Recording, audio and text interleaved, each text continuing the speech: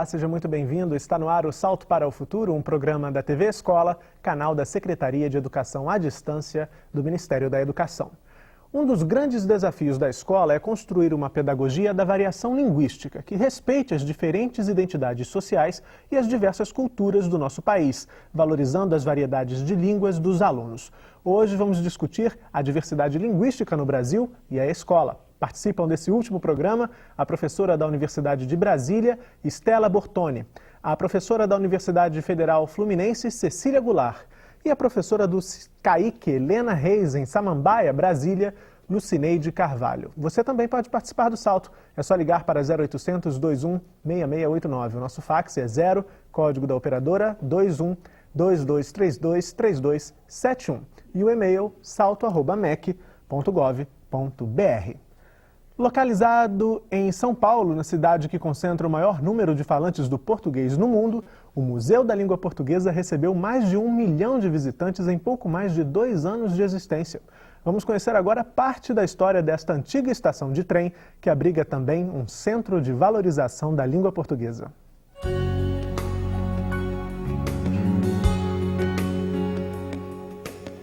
Construída pelos ingleses e inaugurada em pleno ciclo do café, em 1901, a Estação da Luz foi a principal porta de entrada para a cidade de São Paulo. Sua arquitetura reflete o apogeu econômico desse período histórico.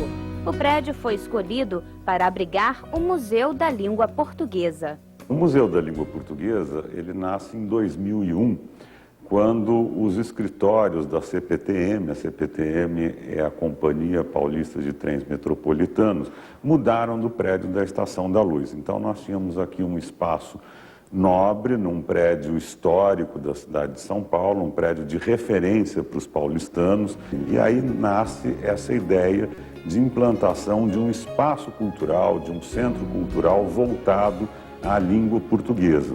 Atualmente, o Museu da Língua Portuguesa é o mais visitado do país, com uma média de 580 mil visitantes por ano. Esse equipamento cultural é um museu com todas as características do museu, mas com uma grande diferença. O museu tem por acervo um patrimônio imaterial, que é a língua portuguesa, ou seja, não posso pegar a língua portuguesa e colocá-la numa vitrine, mostrá-la para os meus visitantes, não é? A partir disso, o museu foi organizado em vários setores diferenciados. Tem o setor que apresenta a história da língua portuguesa, outro que mostra as influências de outras línguas e ainda um espaço voltado para a língua falada, entre outras salas de exposição. Além da exposição permanente do museu, o museu trabalha uma série de outras atividades paralelas, oferecendo constantemente cursos, palestras, seminários, apresentações de contadores de histórias, apresentações de teatro e as exposições temporárias. O Museu da Língua Portuguesa desenvolve também um trabalho voltado especificamente para as escolas. O setor educativo também do museu, ou trazendo pessoas, professores de fora, ou às vezes usando os próprios educadores do museu, costuma oferecer também cursos, todos gratuitos, voltados para professores, para que os professores possam aqui passar por um processo de capacitação e depois voltem com os seus alunos mais conhecedores dos temas que são abordados no Museu da Língua Portuguesa. A língua, livros brasileiros. É ela que faz do Brasil o Brasil. O museu também tem desenvolvido um material de apoio ao professor. Então, quando a escola agenda essa visita, nós mandamos para a escola um livro de aproximadamente 65 páginas, onde o professor vai poder trabalhar a visita do museu antes da visita, quer dizer, ele já vai poder preparar a visita na sala de aula. Chegando ao museu, ele vai ter assim, algumas dicas de roteiros de interesse. Então, se o interesse dele for mais na questão da etimologia, se for mais na questão da história da língua portuguesa, ou se for mais voltada para a questão da literatura, do tratamento artístico que se pode dar à língua portuguesa, que também está muito presente no museu, o professor já vem aqui conhecendo esses vários roteiros que convivem dentro do museu. E também pós-visita, como é que ele pode estender essa visita ao Museu da Língua Portuguesa trabalhando na sala de aula, né? A receita da língua brasileira sempre misturou frutos da terra e ingredientes de fora. Primeiro, eles vieram de Portugal e da África. Depois, vieram de quase todos os outros lugares. Para começar o Salto para o Futuro de hoje, eu gostaria de agradecer as nossas convidadas pela presença aqui em nosso estúdio. Nossa primeira convidada, Stella Bortoni, tem experiência na área de linguística. Ela é linguista, com ênfase em educação e linguística, trabalhando principalmente com os temas educação em língua materna, formação de professores, alfabetização, etnografia de sala de aula e letramento. Stella, qual a importância do acesso a outros espaços além da escola, como o museu que a gente acaba de conhecer, o Museu da Língua Portuguesa de São Paulo, para a valorização do nosso idioma? Olha, vendo esse vídeo do Museu de Língua Portuguesa, que eu já visitei e que aconselho todo mundo a ir, que é um ótimo lugar para a gente ir, conhecer melhor o que se pode fazer em função da divulgação da língua portuguesa, mas vendo esse pequeno vídeo, me ocorreram duas ideias de uma perspectiva do trabalho pedagógico com a nossa língua portuguesa em sala de aula. A primeira ideia é que nós trabalhamos, o museu dedica uma área à língua falada, e a nossa escola tem que ter muita atenção, tem que se dedicar muito à questão dos saberes de oralidade dos nossos alunos. É disso, principalmente, que falaremos hoje. Os nossos alunos são falantes competentes do português oral.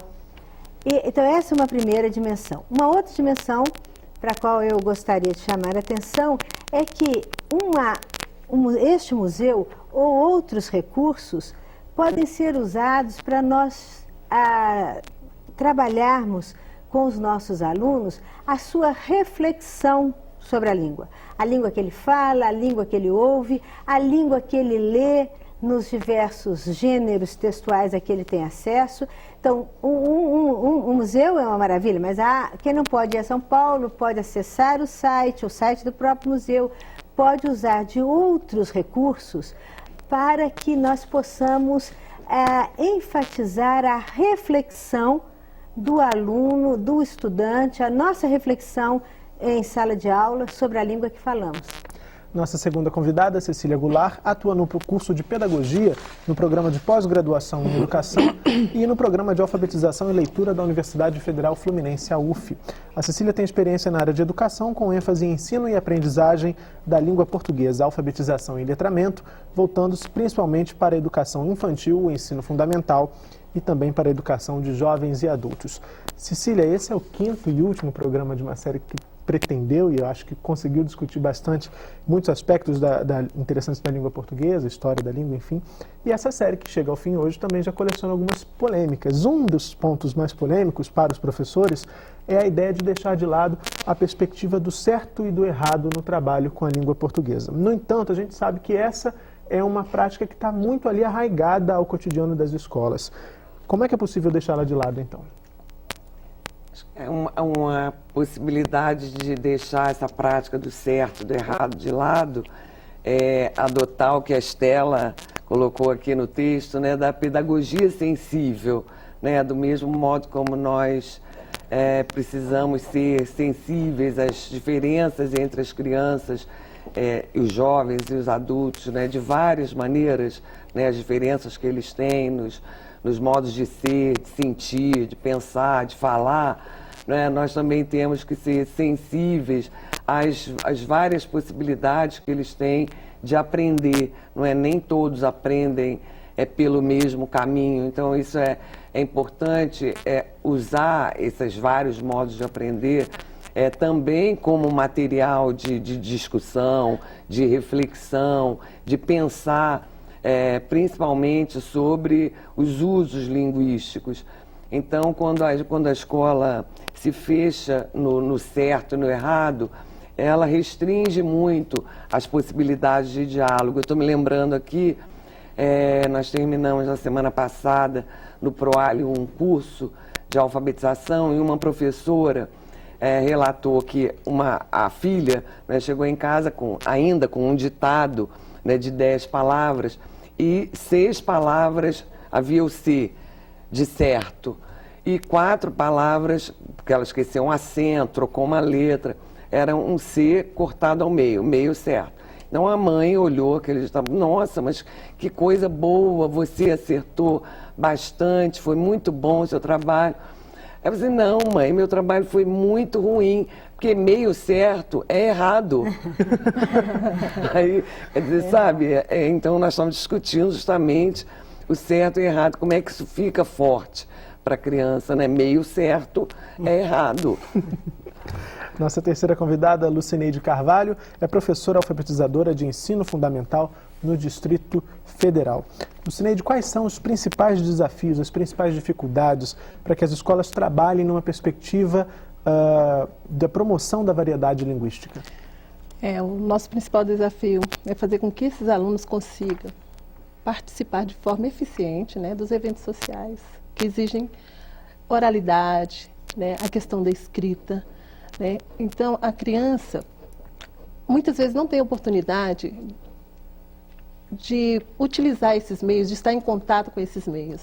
E cabe à escola promover esses momentos, né? O contato, a questão do vídeo mesmo mostra o contato desses alunos com o museu. Muitas vezes os pais não têm condições, né, de estar levando essas crianças a esses meios culturais. Então, o acesso, fazer com que esse aluno tenha acesso, participe com esse mundo letrado. Você falou da questão do espaço para oralidade na escola. Há também um desafio nesse sentido de abrir mais espaço para que o aluno se coloque e para que ele fale dentro da escola? Com certeza, a gente privilegia muito a questão da escrita, né? A escrita do aluno. A fala do aluno, a oralidade, né? A escrita é totalmente influenciada pela questão da oralidade. Então, a questão do certo e errado, né? A gente tem que procurar entender como esse aluno observa, quais as hipóteses de escrita que esse aluno tem, né? A questão da oralidade, a escrita fonética de algumas palavras, reflete a forma que ele fala, a forma trazida do lar, do meio que ele veio, né? Então, influencia muito. Estela, ainda falando de erro, você no seu texto, que consta do boletim que os professores receberam, você fala ali o que significa um erro em português, o que é um erro em português. Agora não me recordo a certa expressão. O que a gente costuma, tradicionalmente, considerar como um erro de português? Pois é, nós temos uma tradição escolar muitíssimo consolidada e mal consolidada, eu creio, sobre a questão do erro. A primeira coisa que eu acho que nós temos de considerar é que, se estamos falando de modos de falar, temos uma perspectiva de erro.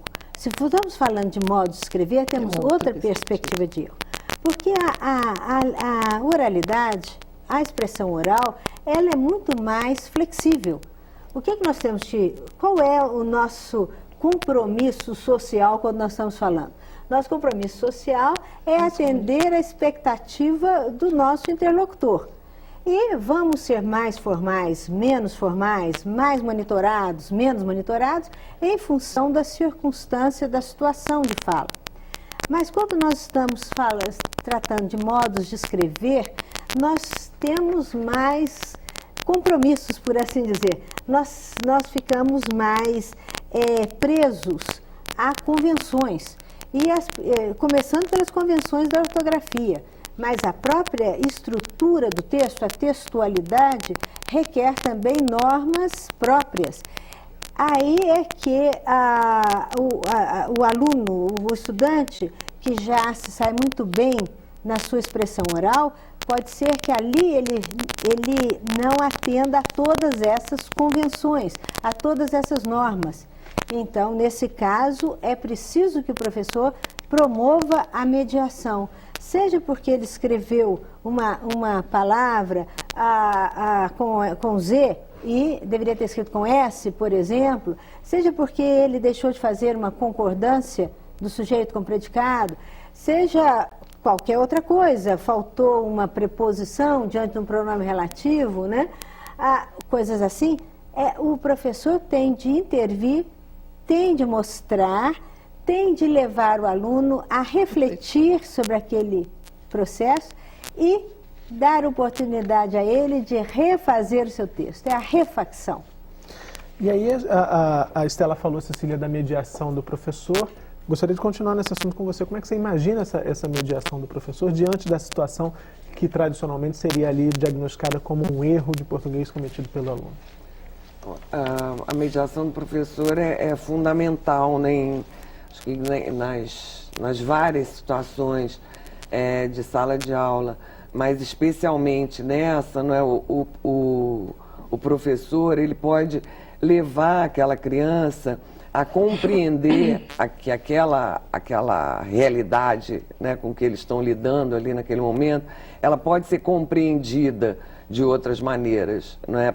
Então, levar a criança a compreender. Mas, por outro lado, ele, como professor, também deve compreender, não é, que uma expressão escrita de um aluno que está iniciando esse processo, está nos primeiros anos escolares do ensino fundamental, ela precisa de um tempo, não é, até que as crianças e os jovens, os adultos também nesse processo, possam estabilizar a ortografia, as convenções da língua, as várias textualidades, dependendo do gênero, não é, que está sendo produzido. Então, a mediação do professor, não é, procurando provocar esse aluno de várias maneiras, né, a compreender diversidade, a compreender variedade, mas também compreender que em certos momentos existe uma convenção, não é, é muito importante. Lucineide, essa perspectiva de trabalho do professor também tem impactos sobre o processo de aprendizagem do aluno? Você trabalha com alfabetização. Isso. O erro, né, entre aspas, muitas vezes são dicas para o professor de como essa criança está aprendendo, né, quais as intervenções que deverão ser feitas, né, a forma como a criança está retendo aquilo que você está passando. Então, muitas vezes, são dicas para o professor replanejar a sua atividade ou não.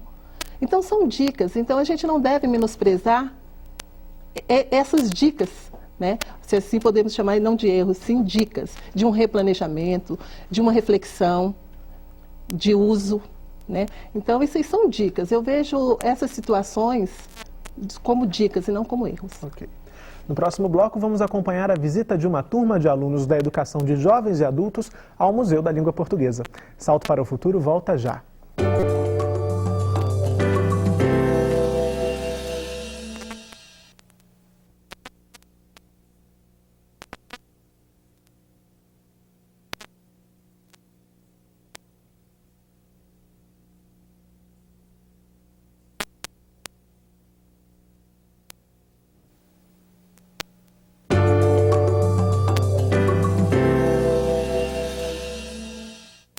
No primeiro vídeo do programa, conhecemos um pouco do Museu da Língua Portuguesa e sua proposta de trabalho junto às escolas. Agora, vamos acompanhar a visita de um grupo de professores e alunos de educação de jovens e adultos e saber suas impressões sobre o que eles encontraram no museu.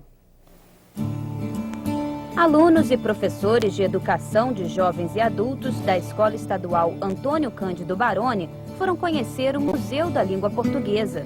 E com essa visita, nós poderíamos trazer o aluno para essa vivência, né, de poesia, de literatura, dos autores, como todos são capazes de produzir. Não precisa ser um grande escritor, mas a gente pensou que vivenciando, nós traríamos para o aluno uma condição dele poder também fazer parte desse plano, né, de produzir um texto, de produzir uma fala perante o seu grupo social, de vivenciar e fazer parte dessa história.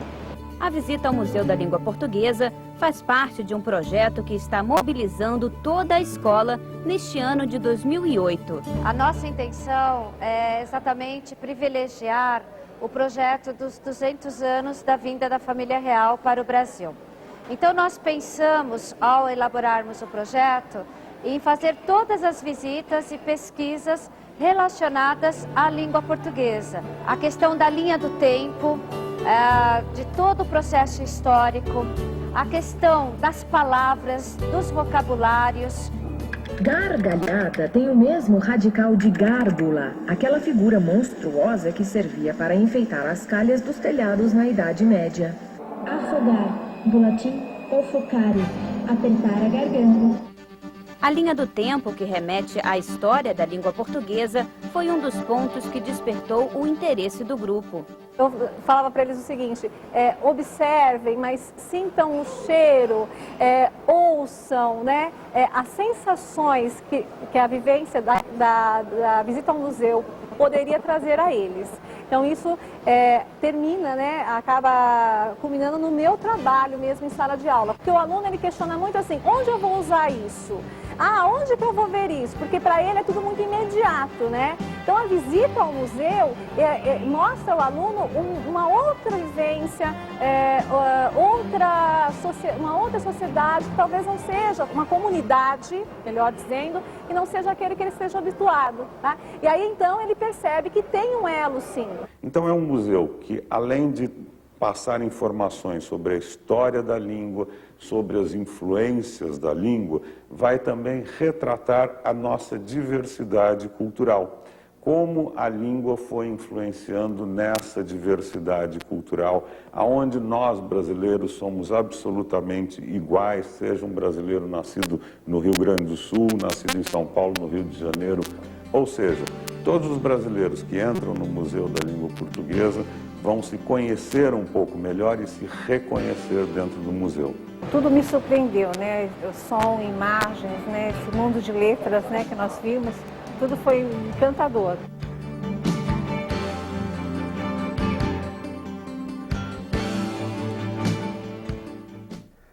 Bom, Cecília, nos programas anteriores dessa série também, nossos convidados falaram que o Brasil tem um papel fundamental para o futuro da língua portuguesa no mundo. O analfabetismo, que ainda é uma realidade aqui no nosso país, na sua opinião, é um grande desafio para que o país cumpra esse papel? Acho que de verdade o Brasil tem um papel importantíssimo com a população que ele tem. E hoje ainda esse índice, essa taxa de analfabetismo continua preocupante, né? Não só de analfabetismo absoluto, mas principalmente a taxa de analfabetos funcionais, quer dizer, aquelas pessoas que passaram pela escola, não é, 1, 2, durante, às vezes, alguns anos, e muitas vezes são declaradas alfabetizadas pela escola, não é? No entanto, o conhecimento que elas têm da língua escrita, da língua portuguesa, não as torna participantes do mundo letrado, né? Elas não têm a senha para entrar em muitos livros, nos jornais, em debates, não é? Porque quando a gente fala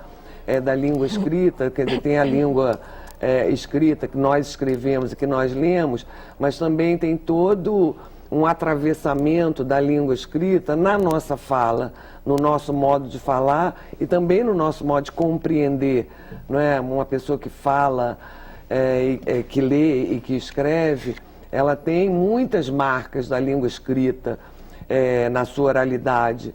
Então, tudo isso, todos esses são fatores importantes para nós pensarmos na escola e tentarmos reverter, não é, essa produção de analfabetos funcionais, porque hoje eu considero um dos problemas mais graves da escola, porque ele é silencioso, não é? Essas crianças, esses jovens passaram pela escola, são declarados alfabetizados, mas, no entanto, eles não têm condições de participar do mundo letrado, né? De participar ativamente, de viver nesse mundo e usufruir dos bens, dos direitos que eles têm a esse mundo. Então, acho que, de verdade, o Brasil tem um papel fundamental e, ao mesmo tempo, ele tem que ter essa consciência de que é preciso reverter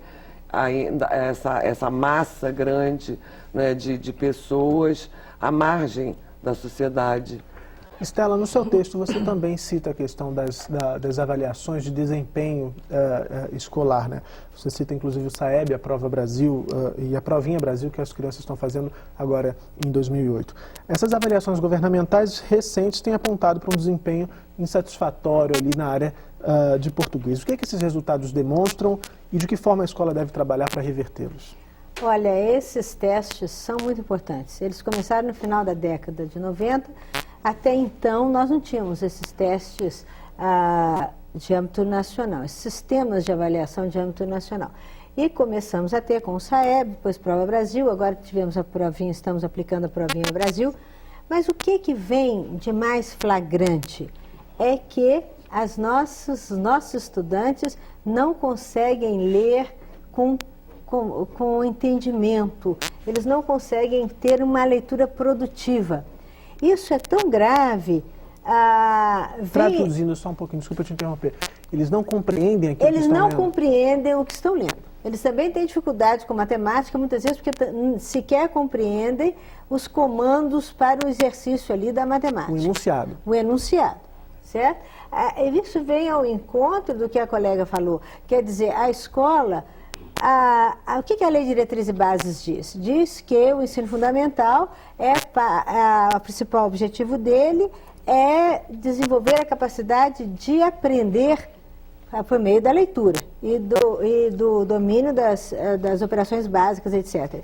Mas se o nosso aluno não lê, se ele não lê com entendimento, ele fica privado desse instrumento básico, que é o instrumento que vai permitir a ele aumentar as suas informações, o seu conhecimento de modo geral. Agora, por que nós estamos nesta armadilha? Por que a escola não tem trabalhado bem com a leitura? Eu acho que isso é um problema tão grave, que é um problema para nós considerarmos, para o governo, em todas as instâncias, para a sociedade, para todos nós, considerarmos como um dos problemas básicos do Brasil, uns problemas fundamentais do Brasil. Nós temos de dar um jeito de trabalhar a leitura de forma mais eficiente, de forma mais producente na escola. E como as colegas também já disseram, muitos dos nossos estudantes não têm oportunidade de ler muito fora desse domínio social que é a escola. Então, a escola brasileira está apresentando uma deficiência muito grande na capacidade, no ensino, simples assim, no ensino da leitura e da escrita. Lucineide também quer comentar a respeito? Esses textos, né, trazendo esses textos reais para a escola, né? A questão dos textos fantasiosos, textos que não fazem parte da vivência dos alunos, isso também prejudica muito essa questão da leitura, do interesse do aluno, né? Então, trazendo uma receita, uma leitura de uma manchete de jornal, um rótulo, coisas da vivência da criança, do aluno em si, né? É importante que ele se identifique com aquilo. Que ele se identifique com aquilo que esteja sendo apresentado a ele, né? Faça parte do mundo real, né, da vivência dele. Pelo 0800 216689 você pode participar aqui da nossa conversa, como vai fazer agora a Horacélia de Tocantins. Tudo bom, Horacélia? Horacélia Valadares Nascimento, do teleposto de Vanderlândia, estado do Tocantins. Como desenvolver o ensino da língua culta de forma que atenda às diferenças culturais que os alunos trazem consigo, sem ultrapassar as crenças e valores linguísticos? Boa noite, obrigada. Obrigado, Horacélia, pela sua participação aqui no Salto. Então, Cecília, os professores estão aí nesse dilema. Como é que você pode responder, Horacélia? Ela estava falando de ultrapassar os valores linguísticos. Eu acho que nós, na escola, né, nós trabalhamos com objetivos, não é? E um dos objetivos, principalmente aí no que é o objeto da nossa discussão aqui nessa série, é a língua portuguesa, mas a língua portuguesa na sua diversidade. Mas quando nós pensamos na escola, nós pensamos também no que nós chamamos de norma, né? A norma padrão. Então, essa norma padrão, ela existe e foi uma decisão social de se considerar uma norma como padrão, mas que não pode apagar as outras possibilidades de usar a língua, os outros modos de falar, que representam justamente o que você chama de diversidade cultural. Quer dizer, a nossa diversidade, a diversidade entre nós, ela se manifesta de muitas maneiras, não é? Mas nós temos mais facilidade, muitas vezes, de aceitar uma diversidade cultural de um determinado jeito, músicas diferentes, não é? E uma dificuldade muito grande de aceitar a diversidade linguística, não é? Eu tenho comentado aqui no Rio de Janeiro, não é? De algum tempo para cá, o pronome tu, não é? Tem entrado muito na fala dos jovens, não é? Então nós ouvimos os nossos filhos, nossos netos, nossos sobrinhos falando, e aí, cara, tu vai lá, né? E ninguém olha para ele de cara feia, mas se chega alguém falando, nós vai lá hoje, né? Perguntando, esse nós vai, que é exatamente o mesmo problema do tu vai, né? Tu vai lá hoje, é completamente preconceituado, é olhado assim, bom, ele faz parte de um grupo que não é o meu grupo, não é? O meu grupo não fala assim. Então, eu acho que são essas questões que a escola precisa rever, não é? Rever a diversidade de um modo geral e a riqueza da diversidade, né? E rever a sua posição, a sua postura em relação à diversidade linguística também, não é? Isso não é para apagar também a norma, não, considerando a norma, mas considerando a norma na relação com outras variedades, né? Com outros modos de falar. Interessante esse exemplo que você trouxe do tu vai e do nós vai, porque não tem razão de ser essa diferenciação, considerar ter um olhar mais simpático a um e não a outro, não tem razão de ser. Mas não a questão não é simpatia, né? A questão, e também a questão não é linguística, a questão é social, é um preconceito social. Não é? Porque a linguística compreende o tu vai e o nós vai, não é? Mas a sociedade é que não aceita, que marginaliza quem fala nós vai. Né? Então, eu acho que nós temos um desafio grande, não é? De pensar, não é? Como é que nós podemos aceitar esses modos de falar todos diferentes dentro da sala e trabalhar com eles. Não é? Para que a diversidade linguística não acabe virando ali uma justificativa para a exclusão social também. Porque é o que tem acontecido, né? Estela, recebemos aqui 2 e-mails que eu vou unir em uma só pergunta. O primeiro foi enviado pela Maria do Socorro Mendes, ela é do SESC de Formação Contínua de Educadores de Juazeiro do Norte, no Ceará. Obrigado, Maria do Socorro. Ela pergunta como e quando as mudanças ocorridas na língua portuguesa poderão ser cobradas em concursos e vestibulares. Ela se refere ao acordo ortográfico que a gente, aliás, já discutiu bastante ao longo dessa semana. E a Salma Carvalho Pires, do teleposto da TV Escola de Bacabal, no Maranhão. Salma, obrigado pela participação.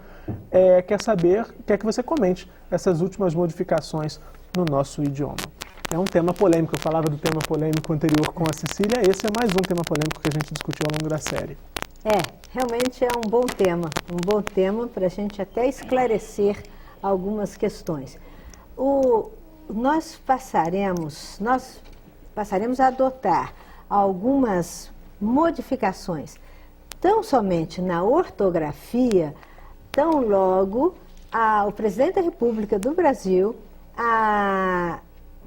assine, sancione um decreto, né?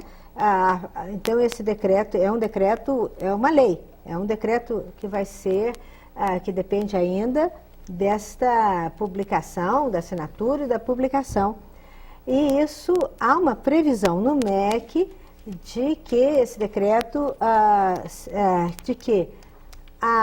estas modificações entrem em vigor a partir de janeiro de 2009. Mas o mesmo decreto prevê que haja um período de adaptação.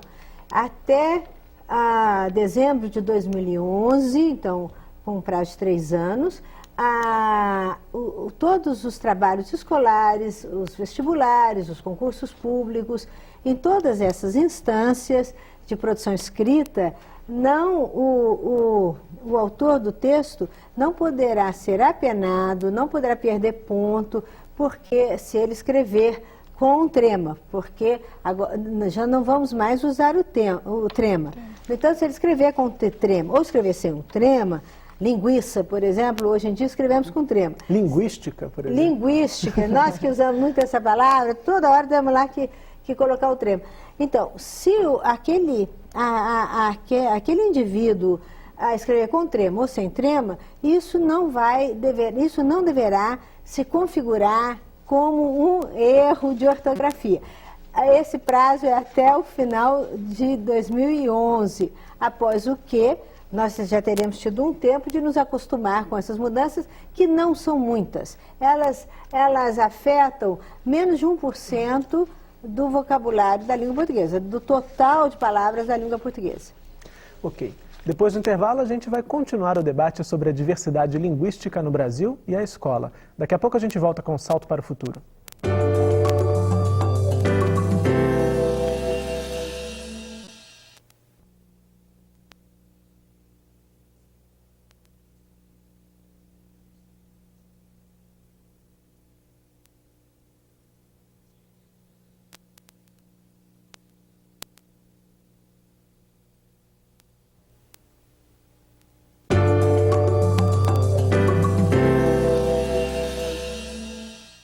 Salto para o Futuro está de volta. Hoje estamos falando sobre a diversidade linguística no Brasil e a escola.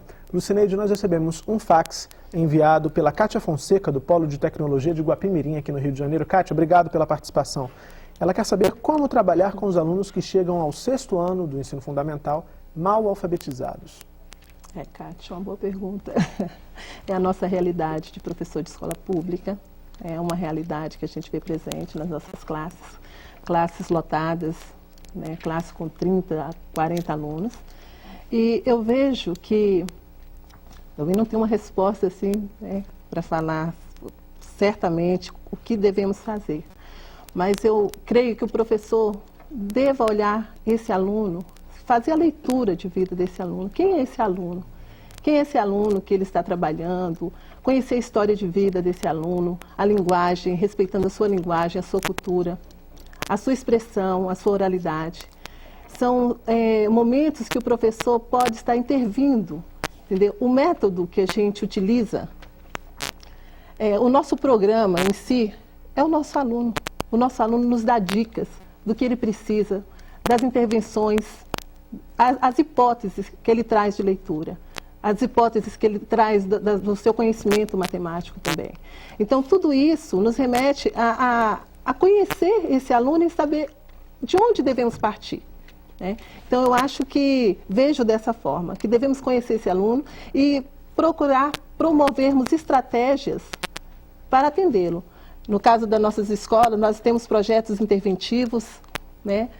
Buscando dar um acesso assim, a várias formas de aprendizagem, né? No CAIC nós temos projetos interventivos com músicas, trabalho com psicomotricidade, com autoestima. Então são projetos voltados especificamente para esses alunos. Cecília, recebemos mais um e-mail enviado pelo pessoal do SESC de Formação Contínua lá de Juazeiro do Norte, no Ceará, e a pergunta tem a ver com mídia. As 23 cursistas que estão reunidas nos assistindo, um abraço a todas, a pergunta foi enviada pela Lúcia Moreira, dizem que a diversidade linguística é uma riqueza imensurável para todos os povos, mas, segundo elas, o zelo na propagação dessa riqueza não tem merecido considerável apoio pelos meios de comunicação, como, por exemplo, o rádio e a TV. Como é que você analisa essa questão da influência da mídia? A mídia, aliás, tem tentado produzir programas destinados à discussão das regras da língua portuguesa, enfim. Como é que você analisa essa questão? Olha, eu não concordo, né, totalmente. Eu acho que também na mídia nós temos uma diversidade, né, vários tipos de programas, vários tipos de jornal. Mas eu acho que ela tem que ter um compromisso, não é, com a norma. Ela tem que ter um compromisso, não é? A mídia falada, e a imprensa escrita, ela tem que ter esse compromisso com a norma. Mas, por outro lado, eu acho que o que falta mais, né, é a discussão sobre a variedade, né? Nós sabemos que há emissoras que trabalham pela homogeneidade dos modos de falar, não é? Fazem laboratório de língua para homogeneizar o modo dos locutores. Então, isso é um empobrecimento muito grande, não é? Como você diz, sabemos também de programas, né, com professores de português que trabalham também para homogeneizar, para dizer o que é certo, né? E desconsiderando o ponto de partida da diversidade. Não é que não, ele não pode falar o que é certo, ele deve falar o que é certo, mas ele deve, no trabalho que ele faz, considerar a diversidade linguística. Então, esse é um ponto que eu também considero polêmico, não é? Mas seria importante que a mídia, tanto a falada como a escrita, né, trabalhasse no sentido da educação cultural, né, da população e pela diversidade, né, procurando também ter uma perspectiva pedagógica, né? Afinal, num país grande como o nosso e ainda com tantos problemas educacionais, tem que haver um envolvimento de muitas instituições, né, para que a gente consiga concretizar, né, esse desejo de um Brasil alfabetizado, né, de um Brasil letrado. Eu poderia completar um pouquinho? Eu só queria exatamente ouvir também a sua opinião a esse respeito. É só também ter um certo cuidado nessa mediação do professor para que ele também não demonize a mídia. Vale lembrar, como dizia a Cecília, que a mídia, na verdade, são diversas mídias. Nós aqui, por exemplo, somos mídia agora nesse momento. Também somos. Né? Queria ouvir a sua opinião a esse respeito. Pois de fato, a mídia tem um papel muito importante. Tem um papel muito importante num país imenso como o nosso, um país diversificado como o nosso, não é? E agora, nós vamos ver que em qualquer, principalmente na televisão e no rádio, não tanto na chamada imprensa escrita, que antigamente era um pouco redundante falar em imprensa escrita, hoje não é mais, porque ela é multimídia, então ela não é... De qualquer forma, num canal de televisão com a sua programação, numa estação de rádio com a sua programação, nós vamos ter um contínuo de programas, alguns que estão exatamente no polo quase da oralidade. Por exemplo, a narração de um jogo de futebol. O narrador, o locutor, ele vai produzindo o seu discurso ali, localmente, no momento em que a bola está rolando. Então, aquilo é muito próximo da oralidade, da nossa oralidade não monitorada, da nossa oralidade no cotidiano. Nas telenovelas, nós vamos ver também momentos de muita tensão, de muita atenção e outros não, que eu gosto de dizer que são mais monitorados, uma fala mais monitorada ou menos. Mas nós temos que louvar o papel da mídia como produtora de modelos, que há muitas escolas, há muitas comunidades onde a mídia desempenha esse papel importante de levar modelos de diversos gêneros aos quais eles não teriam acesso de outra forma. Vamos ouvir agora a Josiane, aqui do Rio de Janeiro, que também tem uma pergunta para o programa de hoje. Olá, Josiane. Olá.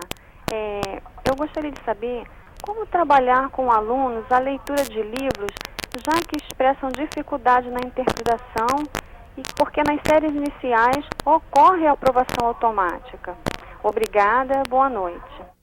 Obrigado, Josiane, pela sua participação aqui no Salto para o Futuro. Cineide, como é que você pode responder essa questão?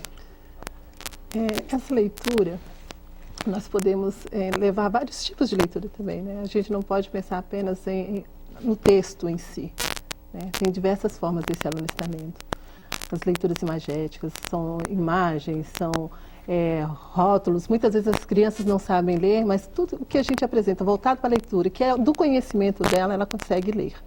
Então, essa leitura, o professor pode muito, antes da criança conseguir esse desenvolvimento da leitura, começar a ler texto para eles, as histórias literárias, os livros infantis, né, textos mesmo. As crianças conseguem fazer interpretações, elas têm uma vivência, conseguem contar histórias, conseguem contar casos.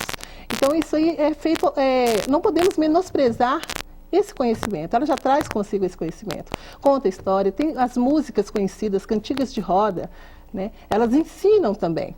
Então, são crianças assim, que têm um conhecimento, a gente não pode ignorar esse conhecimento prévio que a criança traz. Não podemos considerar a criança como um ser vazio. Ela tem uma vida, ela tem um conhecimento. Então, os textos de vivência, música, cantigas de roda, parlendas, são assim, exemplos de textos que a gente pode estar levando para esse aluno, que embora não saiba ler, mas tem conhecimento e faz uma leitura daquilo que está sendo apresentado para ele. Já tem uma relação com o idioma, né, Cecília? Isso. Tem mais uma pergunta aqui, foi enviada pela Ana Lúcia Fernandes, de Goiás. Obrigado, Ana Lúcia, pela participação.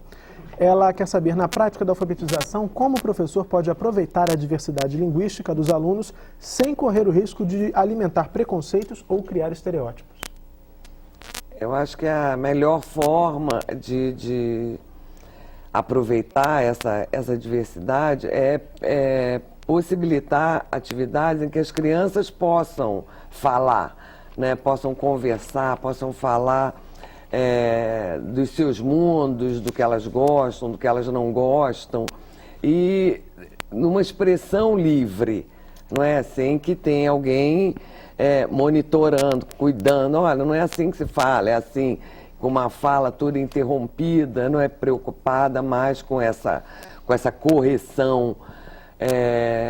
Então, eu acho que é uma boa oportunidade, não é esse planejamento de atividades em que as crianças possam conversar, expor as suas ideias, expor os seus desejos, as suas angústias, e nessa conversa, elas têm a oportunidade de ouvir outros colegas que muitas vezes falam, usam a língua de modo diferente dela, e a própria fala da professora, né? E nesse movimento também, muitas vezes, a leitura de um livro, né, já mostra uma outra maneira de usar a língua, uma outra textualidade, a textualidade escrita. Então, no movimento mesmo discursivo da sala de aula, em jogos, em brincadeiras, em atividades em que as crianças possam expressar a sua individualidade, né? Que esses modos de falar são reconhecidos, elas precisam ser aceitas pelos modos de falar também, né? Uma aceitação da legitimidade, né, dessas crianças faz com que também vínculos afetivos e bons processos de ensino-aprendizagem se estabeleçam, porque isso é fundamental, né? Eu preciso ser cúmplice do meu aluno, preciso estar junto com ele, para ir junto com ele, para ele aprender e para eu trabalhar ensinando. Bom, estamos chegando já ao final do programa de hoje, mas antes, é claro, é hora de ouvir as considerações finais das nossas convidadas. Queria começar por você, Lucineide, quais são os seus destaques? Eu gostaria de começar citando uma frase do Marcos Bagno, né? Que ele disse que ensinar bem é ensinar para o bem. Né? Então, assim, não esquecer também do professor angustiado diante de toda a problemática que é ensinar, né? Que é passar esse saber letrado para esses alunos. Né, que foi uma questão, assim, o ensino da linguagem, a diversidade linguística que a gente encontra em sala de aula, toda é uma questão, assim, mas onde a peça fundamental é o professor, né, também faz parte, é uma peça-chave dentro desse processo, porque a mediação, a forma como ele observa esse aluno, como ele trata esse aluno, como ele amplia esse conhecimento, né, então há esses dois lados, o aluno e o professor, né, ele tem essa mediação. Então, eu gostaria também de colocar, né, o valor dessa formação também necessária ao professor, dessa formação dentro do contexto linguístico também, conhecer dessa realidade, da história, como intervir, né, como valorizar realmente e não tratar essa variedade como deficiência, né? Então, gostaria de só colocar isso. Ok, Lucineide, obrigado pela participação. Cecília, por favor, suas considerações finais. As minhas considerações vão para que a sala de aula, né, seja esse espaço da diversidade linguística, principalmente através da diversidade de textos, não é? Que os alunos tenham a possibilidade de participar de boas situações de conversa, de debate, de brincadeira, e tenham também a oportunidade, eu diria que diária, de ouvir bons textos, né? Ouvir bons textos e variados textos, e que não necessariamente precisam ser de livros, né? Eles podem ser de enciclopédia, eles podem ser de jornais, e podem ser também, por exemplo, ver um vídeo, um DVD do Antônio Nóbrega, por exemplo, né? Que eles vão ver lá o pernambucano, né? O nordestino, aquela bonito, falando, cantando, né? Um valor cultural enorme que para nós aqui, né, soa tão diferente, mas eles precisam ser apresentados a essa diversidade, até para que eles gostem dela, né? E para que eles escolham também, possam fazer escolhas, possam desenvolver seus gostos variados. Então é importante que eles tenham acesso a uma gama variada de textos, né, de diversas maneiras. Ok, Cecília, obrigado pela participação. Estela, por favor, suas considerações finais. Eu vou aproveitar esta oportunidade, que eu agradeço por ter estado aqui, mas eu quero falar de uma situação que eu venho considerando como uma situação negligenciada, que é a leitura com compreensão dos livros didáticos. Se a leitura é a nossa ferramenta, se a leitura é o nosso instrumento, é a nossa ferramenta para nós ampliarmos nosso conhecimento, e o livro didático tem uma maior importância nesse processo. Os livros didáticos são comprados e distribuídos pelo MEC. O MEC é hoje o maior comprador no mundo de livros didáticos, como um comprador único de livros didáticos. No entanto, há muita preocupação do MEC em formar comissões, analisar os protótipos dos livros, mas depois não há uma preocupação em acompanhar a trajetória daquele livro para ver se, em sala de aula, esse livro está sendo lido com compreensão. Em muitas escolas onde nós temos estudado a questão, nós vemos que o professor também entrega o livro ao aluno, marca a lição de hoje, tem que ler um livro de história, um livro de ciências, um livro de geografia, etc. E não há muito trabalho de mediação para que aquele texto, que é muitas vezes opaco, quer dizer, que não é compreendido pelo aluno, para que não há um esforço muito intensivo para que o aluno leia com mais compreensão. Isso é um paradoxo. Nós não podemos entregar livros e não atuar para que o aluno os entenda. Ok, Estela, está feito o alerta. Obrigado pela participação. Termina aqui a série Português, um nome, muitas línguas. Participaram desse programa Estela Bortoni, professora da Universidade de Brasília, Cecília Goulart, professora da Universidade Federal Fluminense, e Lucineide Carvalho, professora do CAIC Helena Reis, em Samambaia, no Distrito Federal. Obrigado pela presença de vocês e a todos que nos ajudaram e participaram durante toda a semana aqui no Salto. A gente se vê na próxima série. Tchau!